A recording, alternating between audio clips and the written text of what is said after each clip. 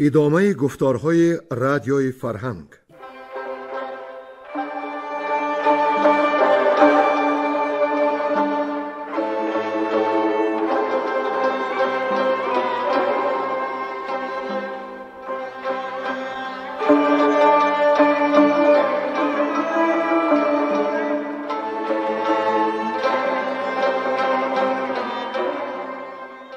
بسا رنج بردم در این سال سی، عجم زنده کردم بدین پارسی. بسا رنج بردم در این سال سی، عجم زنده کردم بدین پارسی.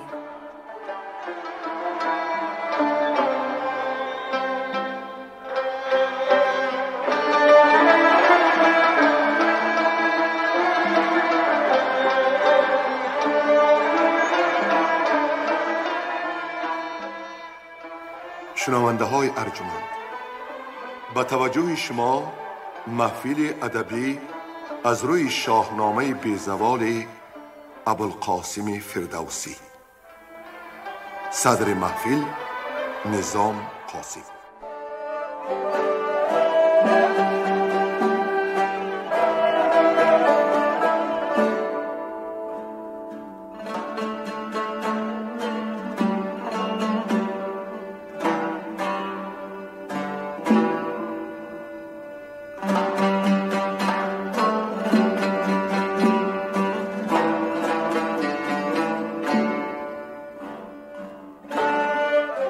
شنونده های عزیز، در گفتار پیشین با هم ادامه داستان اسکندر را شنیدیم. آن جهانگیر رومی شادمان از پیروزی های پیهم خویش به لشکرآرای سیند فور هندی نامه نوشت و به رسم دیرین درخواست که به خوبی سرزیر فرمان او بیارد، وگرنه چو من با سواران بیایم به جنگ، پشیمانی آید تو را از درنگ. فور که از نامداران بزرگ آن سرزمین بود، از آن نامه پرخاشجویانه سخت برآشفت و در پاسخ نامه بسا تند گفت. اسکندر را هشدار داد که از فور دارد نژاد، از رومیان کسی را نکرده است یاد. در رزم ایران با رومیان، با زبان و با ژنده پیلان خویش دارا را یار بود و افسوس می خورد که سری بخت ایرانیان گشته شد. چو پاسخ به نزد اسکندر رسید، یلان بدانش کهنه و به سال نو را برگزیده زید فور لشکر کشید. ولی چندان که می رفتند، گویا بر زمین راه نبود که پیوسته کوه و دریا و راه درشت به دل آتش جنگجویان بکشت. چند نزد اسکندر رفتند تا دست از آن رزم کوتاه کند، زیرا نکرده است کس جنگ با کوه و سنگ. ولی جهاندار روم و ایران و چین راضی نشد و با 30,000 از ایرانیان، 40,000 از رومیان و 12,000 از تازیان، 60 مردی جنگ نامه‌نویس و اخترشناسان و موبدان زیاد به قلمرو فور هجوم آورد. فور نیز به رزمگاه آمد و بر 4 میل سپاه کشیده از پیلان جنگی کارزار را چون کوهسار کرد. اسکندر با مصلحت کارآگاهان هندوستان و چاره فیلسوفان روم پیل ساخت پیشش از موم، بیشتر از 1000 اسب و سوار آهنین نیز ساخت و با آن سپاه آهنین بر فور بتاخت. چون به نبردگاه رسیدند، به اسب و به نفط آتش اندر زدند، همه هندیان دست بر سر زدند. خرطوم پیلهای جنگی آنان آتش گرفت و همه لشکر هند گشتند باز. اسکندر نزد فور کس فرستاد که چرا لشکرها را سراسر به کشتن دهیم؟ بیا هر دو میانها ببندیم و جنگ آوریم، چو باید که کشور به چنگ آوریم. زما چون یکی گشت فیروز بخت، بدو ماند این لشکر و تاج و تخت. فور راضی شد و هر دو به رزم آغاز کردند. در آن رزم اسکندر پیروز شد لشکریان فور را که بر مرگ او می‌گریستند چنین گفت: گر فور هندی بمرد شما را به غم دل نباید سپرد. نوازش کنون ما به افزون کنیم، ز دلتان غم و ترس بیرون کنیم. و سوورگ را که پهلوان بزرگ بود به تخت شاهی شنانده پندش داد که ببخش و بخور هرچی آید فراز، به این تاج و تخت سپنجی مناز. که گاه سکندر بود گاه فور، گه درد و خشم و گه بزم و سور. پس آن سوی کعبه رفتن نیاز آمدش و اسکندر زیارت خانه خدا رفت. آنجا از نصر قطب نبیره اسماعیل و پسر ابراهیم پیغمبر فهمید که فرمانروای آن قلمرو خزاعه ذره داد و از یزدان یاد ندارد. از این رو او را از تخت برکنار ساخت. نصر نژاد اسماعیل را پادشاه ملک اعلام داشت و نظام برقرار کرد که توانگر شد آن کس که درویش بود و گر خوردش از کوشش خویش بود. پس آن به مصر لشکر کشید، ولی از پذیرایی گرمی ملک آن قیتون شاد گشته سال آنجا بماند و به خوشی و آسودگی گذراند. تفاقا زن خیردمند قیدافه در اندلس شهریار و صاحب لشکر بیشمار بود. وی از بین لشکرش مصور جسته فرمود که به مصر برود و اسکندر نامدار را در هر حال به تصویر بیارد.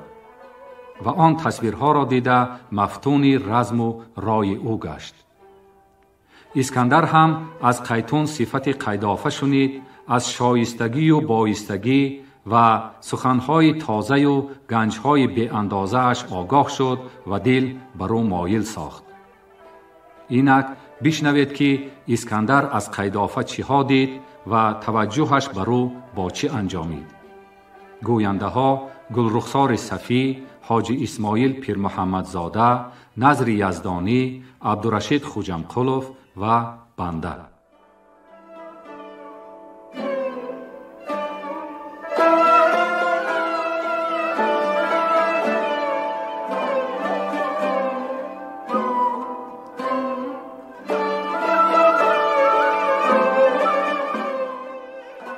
نامه اسکندر نزد قیدافه.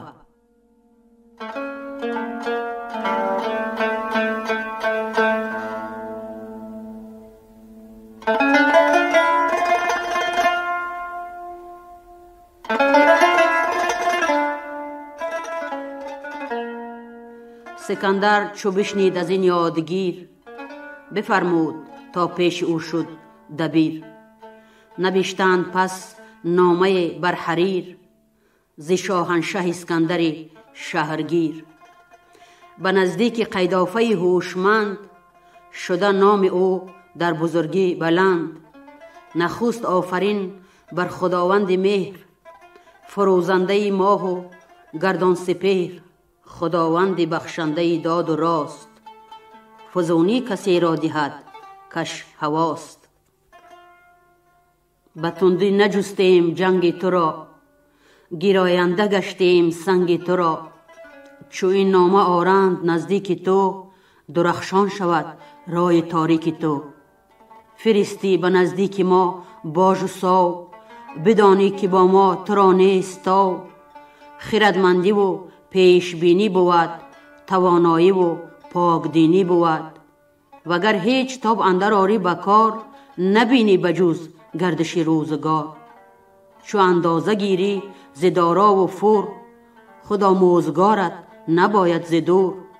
چو از باد عنوان او گشت خشک، نهادند مهر برو برز مشک. بیامد هیون تکاور براه، به فرمان آن نام بردار شاه. چو قیدافه آن نامه او بخواند، ز گفتار او در شگفتی بماند. و پاسخ نخست آفرین گسترید، بدان دادگر کو زمین گسترید.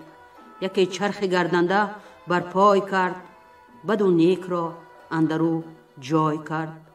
تو را کرد فیروز بر فور هند، به دارا و بر نامداران سند. و پیروزی اندر سرت گشت کش، از آن نامداران شمشیر کش. مرا با چو ایشان برابر نهی، بسر برز پیروزی افسر نهی. مرا زان فزون است فر و مهی، همان لشکر و گنج شاهنشهی. که من قیصری را به فرمان شوم، بترسم ز تهدید و پیچان شوم. هزاران هزارم به در لشکر است، که بر هر صد شهریار سر است. وگر خانم از هر سوی زیر دست، نماند بر این بوم جای نشست. یکی گنج در پیش هر مهتری، چو آیند از این مرز من لشکری. تو چندین چی رانی سخن پرگزاف، زدارا شدستی خداوند لاف. بران نامه بر مهر زرین نهاد، هیونی برافکند برسان باد.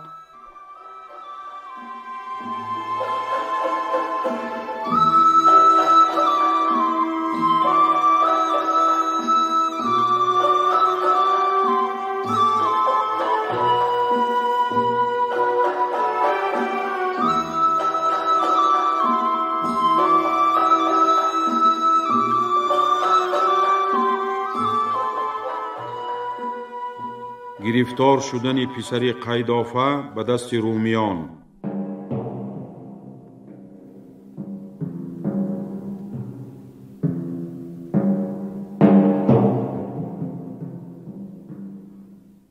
چو اسکندر آن نامه او بخواند، بزد نای رویین و لشکر براند. همی رفت یک ماه پویان براه، چو آمد سوی مرز او با سپاه.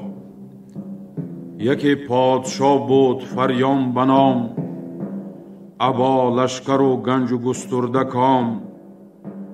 یکی شارسان داشت با ساز جنگ، سری باره او ندیدی کلنگ. بیاورد لشکر گرفت آن حصار، بر آن باره دیژ گذشتی سوار. سکندر بفرمود تاج سلیق، بیاورد اراده و منجنیق. به یک هفته بسته حصاری بلند، به شهر اندر آمد سپاه ارجمند. سکندر چو آمد به شهر اندرون، بفرمود تا کس نریزند خون. یکی پور قیدافه داماد بود، بدین شهر فریان بدو شاد بود. بدو داده بود دختری ارجمند، کلاهش به قیدافه گشته بلند. که داماد را نام بود قیدروش، بدو داده فریان دل و چشم و گوش. یکی مرد بود نام او شهرگیر، به دستش زن و شوی گشته اسیر. سکندر بدانست کان مرد کیست، بسر شد که درمان این کار چیست. بفرمود تا پیش او شد وزیر، بدو داد فرمان و تاج و سریر. خردمند را بیتقون بود نام، یکی رایزن مردی گسترده کام. بدو گفت کارند پیشت عروس، تو را خانم اسکندری فیلقوس. تو بنشین به آیین به تختی کیان، چو من پیشت آیم کمر بر میان. بفرمای تا گردنی قیدروش، ببرد دژاگاه جنگی ز دوش. من آیم به پیشت به خواهشگری، نمایم فراوان تو را کهتری. نشستنگه ساز به انجمن، چو خواهش فزایم ببخشش به من. شد آن مرد دستور با درد جفت، ندانست کان را چه باشد نهفت. وز آن پس بدو گفت شاه جهان، که این راز باید که ماند نهان. مرا چون فرستادگان پیش خوان، سخنهای قیدافه چند بران. مرا شاد بفریست با 10 سوار، که رو نامه را زود پاسخ بیار. بدو بیتقون گفت ایدون کنم، به فرمان بر این چاره افزون کنم. به شبگیر چون شید خنجر کشید، شبی تیره از بیم شد ناپدید. نشست از بری تخت بر بیتقون، پر از شرم رخسار و دل پر ز خون. سکندر به پیش اندرون با کمر، گشاده رهی چاره و بسته در. چو آن پور قیدافه را شهرگیر، بیاورد گریان گرفته اسیر. زنش همچنان نیز با بوی و رنگ، گرفته جوان جنگی او را بچنگ. سبک بیتقون گفت که این مرد کیست، کش از درد چندین بباید گریست. چونین داد پاسخ که بازار هوش، که من پور قیدافه ام قید روش. جز این دخت فریان مرا نیست جفت، که دارد پس پرده من نهفت. برفتم که او را سوی خان خیش، برم تا بدارمش چون جان خیش. اسیرم کنون در کف شهرگیر، روان خسته از اختر و تن به تیر. چو بشنید از او این سخن بیتقون، سرش گشت پر درد و دل پر ز خون. برآشفت از آن پس به دژخیم گفت، که این هر دو را خاک باید نهفت. چونین هم ببند اندرون با زنش، به شمشیر هندی بزن گردنش. سکندر بیامد زمین بوسه داد، بدو گفت که شاه قیصر نژاد. چی باشد گر او را ببخشی به من، سرافراز گردم بدین انجمن. سری بیگناه چی بری بکین، که نپسندد از ما جهان آفرین. بدو گفت بیدار دل بیتقون، که آزاد کردی دو تن را ز خون. سبک بیتقون گفت با قید روش، که بردی سری دور مانده ز دوش. فرستم کنون با تو او را به هم، بخواند به ما درد بر بیش و کم. اگر ساو باژم فرستد نکوست، کسی را ندرد بدین جنگ پوست. نگه کن بر این پاک دستور من، که گوید بدو رزم یا سور من. تو آن کن به خوبی که او با تو کرد، به پاداش کوشد دل راد مرد. چو این پاسخی نامه یابد ز شاه، به خوبی ورا باز گردان ز راه. چونین گفت با بیتقون قید روش، کزو بر ندارم دل و چشم و گوش. چی گویم که او را بدارم چو جان، کزو یافتم جفت و جان و جهان.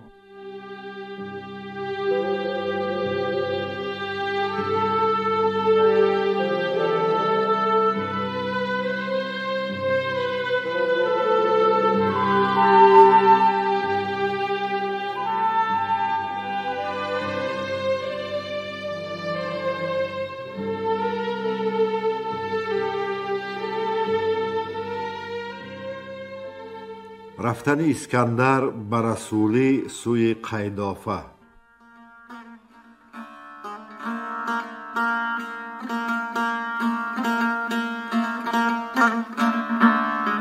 جهانجوی 10 نامور برگزید، ز مردان رومی چنان چون سزید. که بودند هر 10 هم آواز اوی، نگه داشتندی به دل راز اوی. چنین گفت که اکنون براه اندرون، مخوانید ما را به جز بیتقون.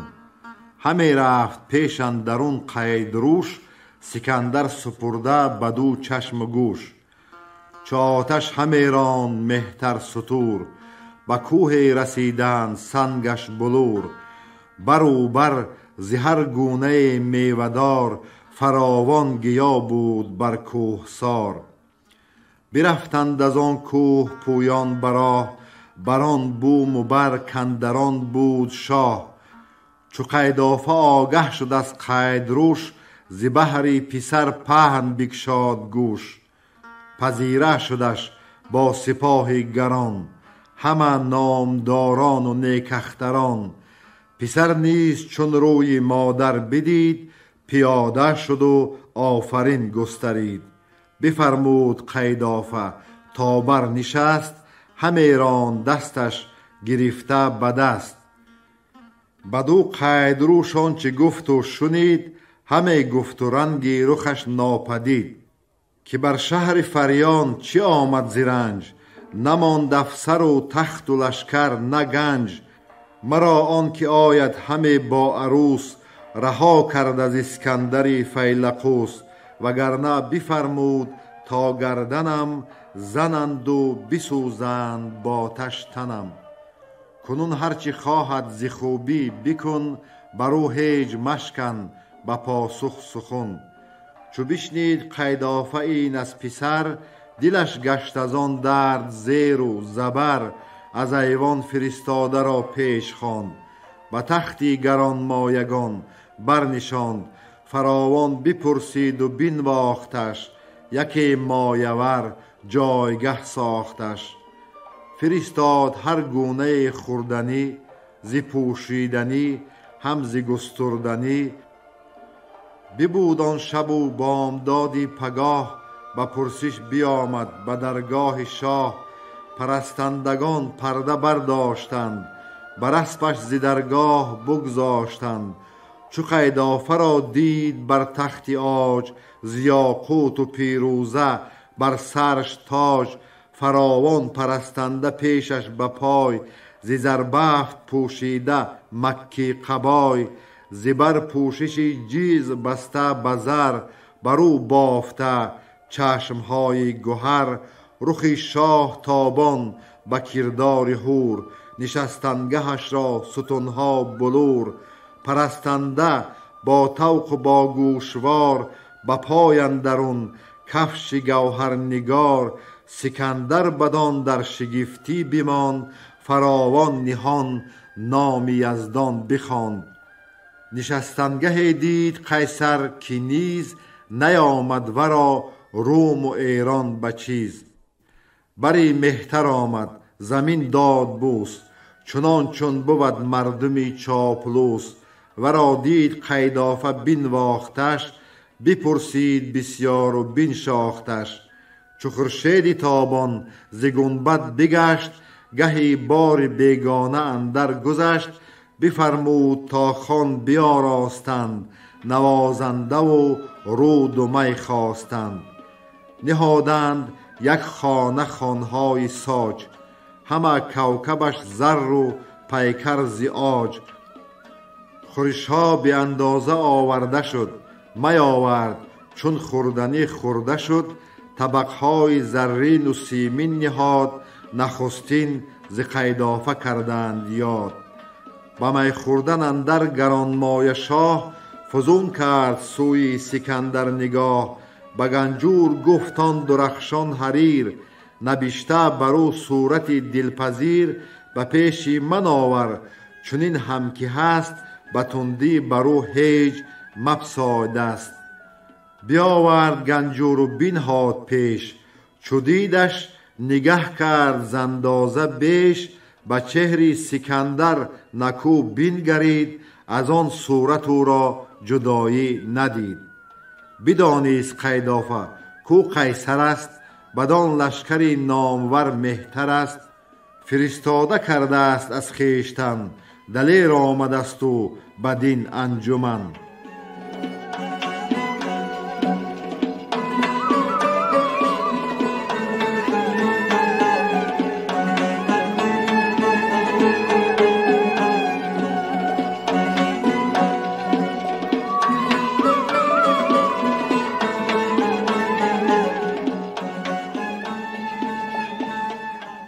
بدو گفت کی مردی گسترده کام، بگو تا چی دادت سکندر پیام.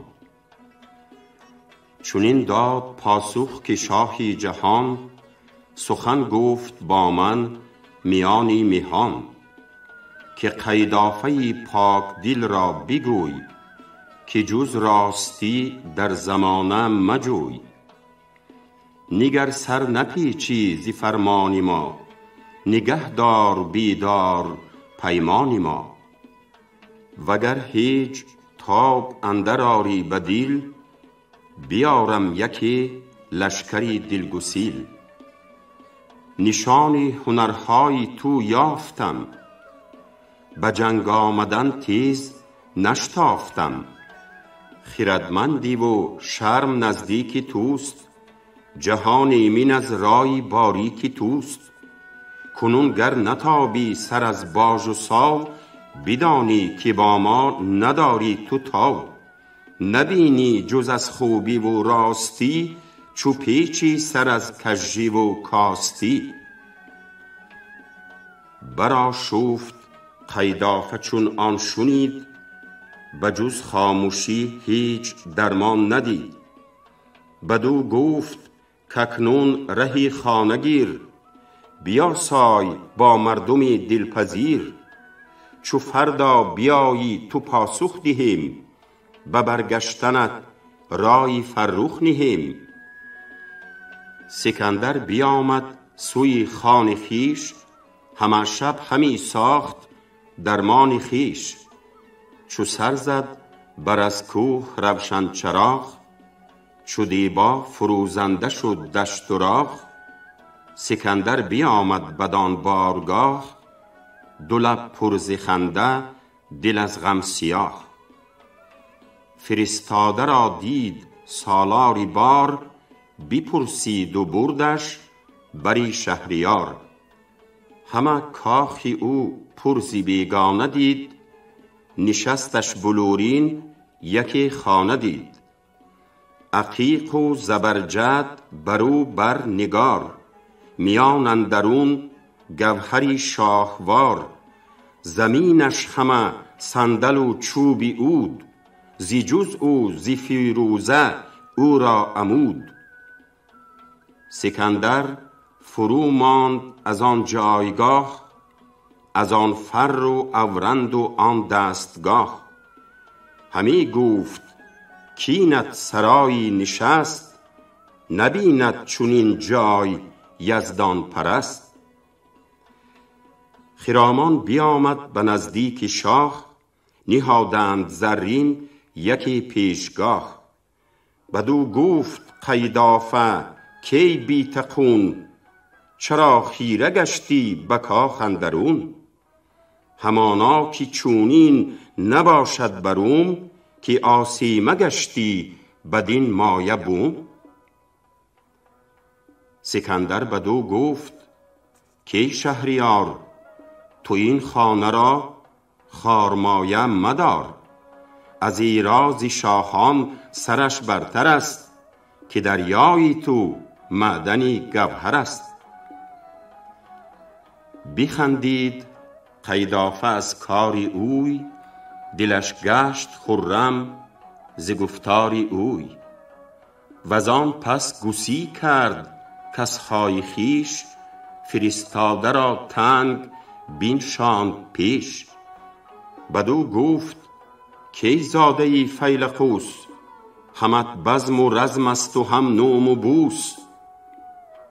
سکندر ز گفتاری او گشت زرد، روان پر ز درد و رخان لاجورد.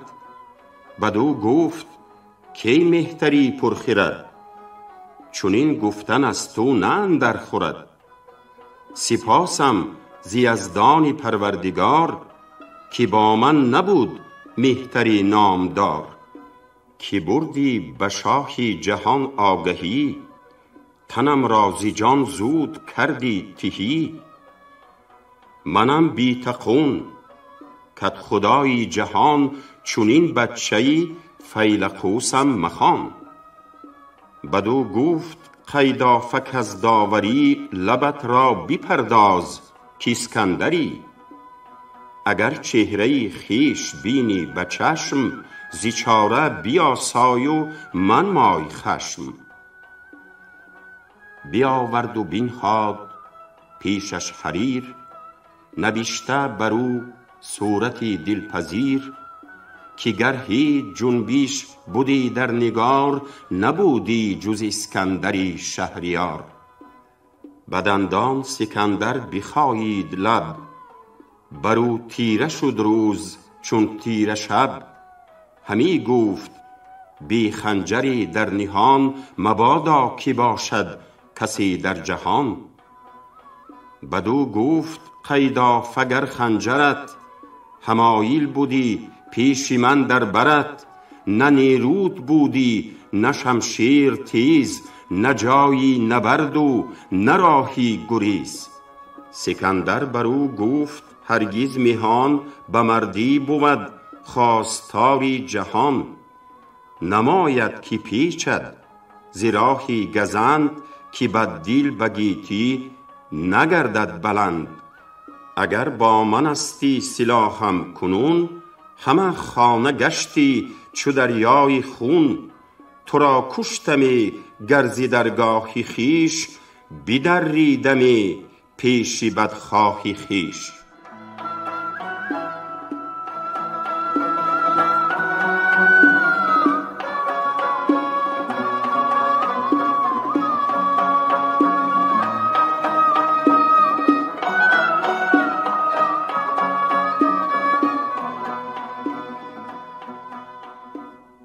پند دادن قیدافه اسکندر را.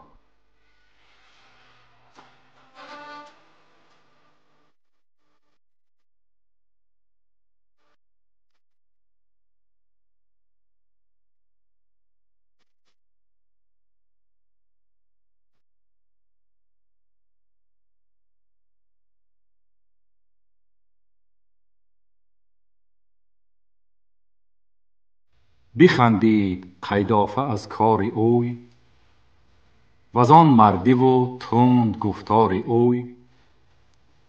بدو گفت ای خسروی شیر فش، به مردی مگردان سری خویش کش.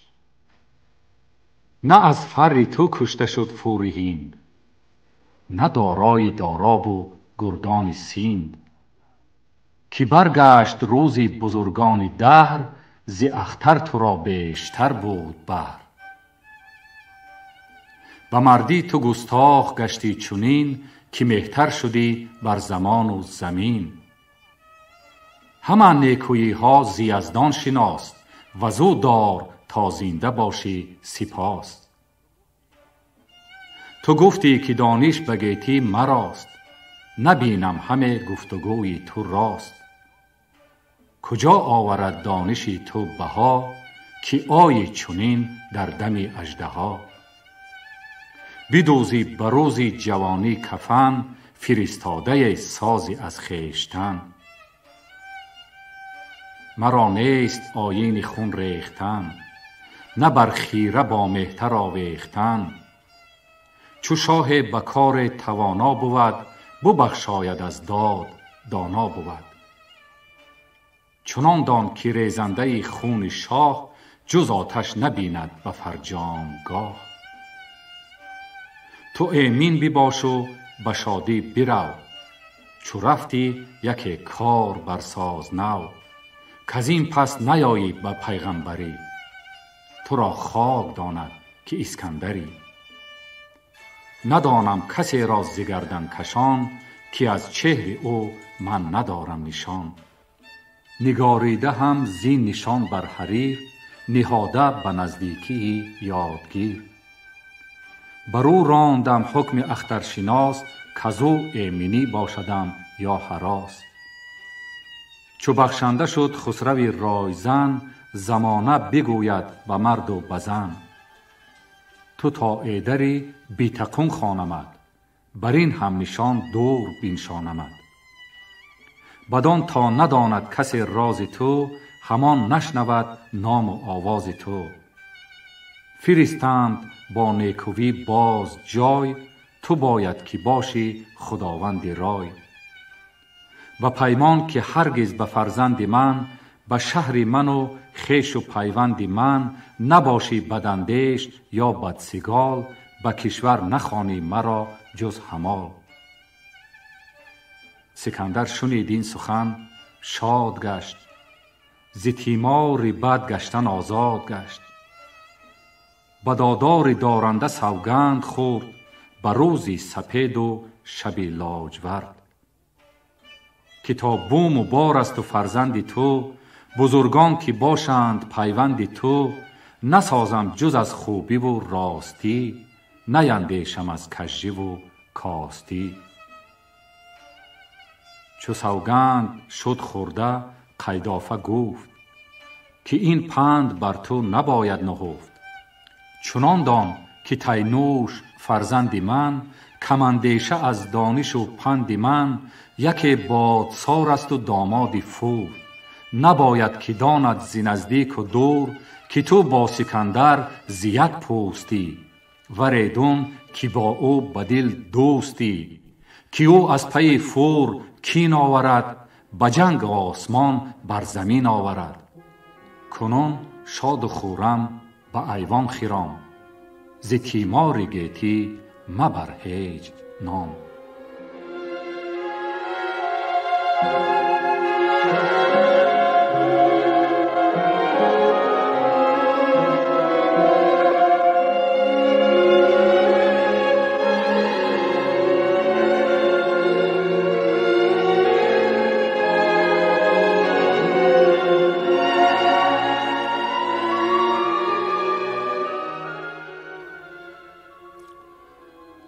سکندر بیامد دل همچو که، که اندیشد از مرگ دانش پژوه.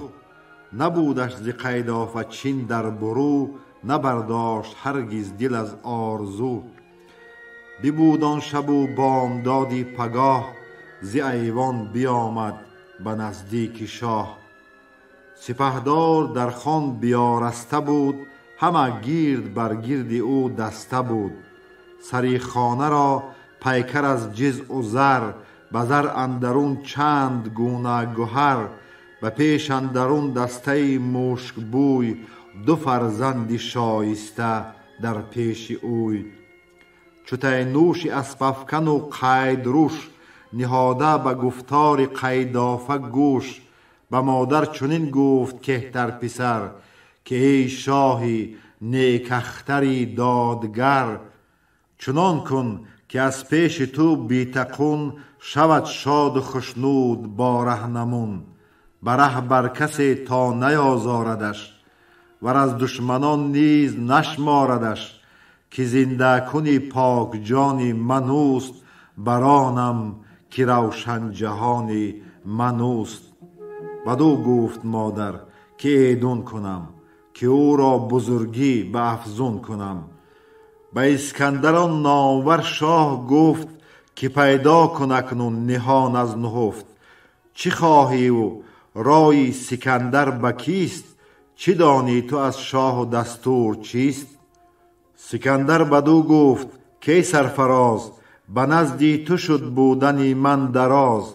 مرا گفت رو باژ مرزش بخواه، وگر دیر مانی بیارم سپاه.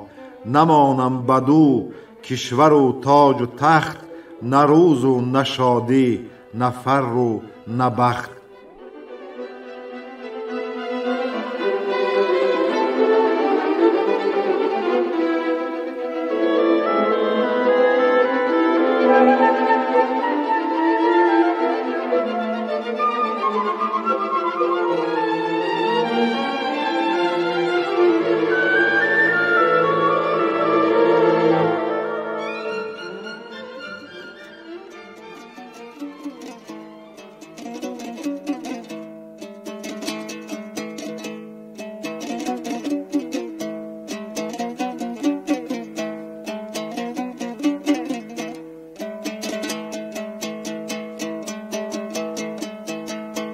جوان گرچه دانا بود با گوهر، ابه آزمایش نگیرد هنر. بد و نیک هر گونه باید کشید، زیر شور تلخی بباید چشید. سگی کار دیده بگیرد پلنگ، زیرو برمد شیر نادیده جنگ. پراکنده لشکر نآید بکار، 200 مردی جنگی به 100,000.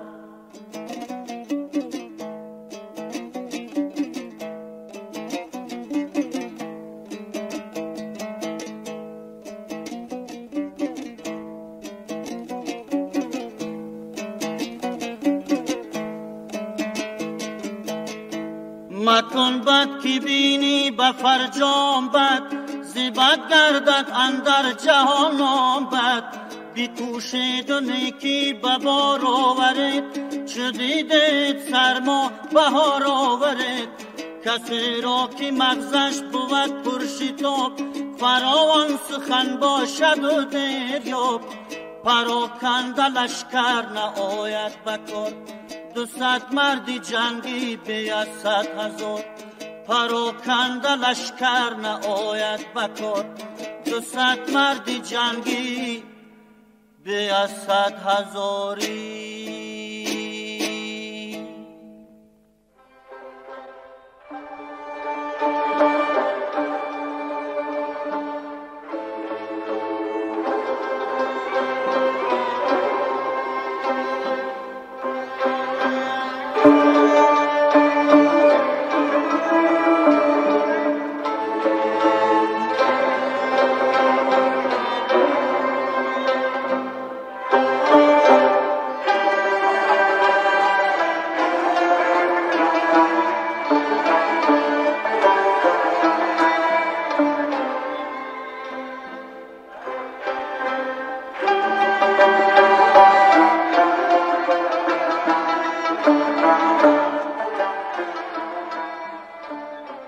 شما محفل ادبی را از روی شاهنامه بیزوال ابوالقاسم فردوسی شنیدید. شاد و پیروز باشید.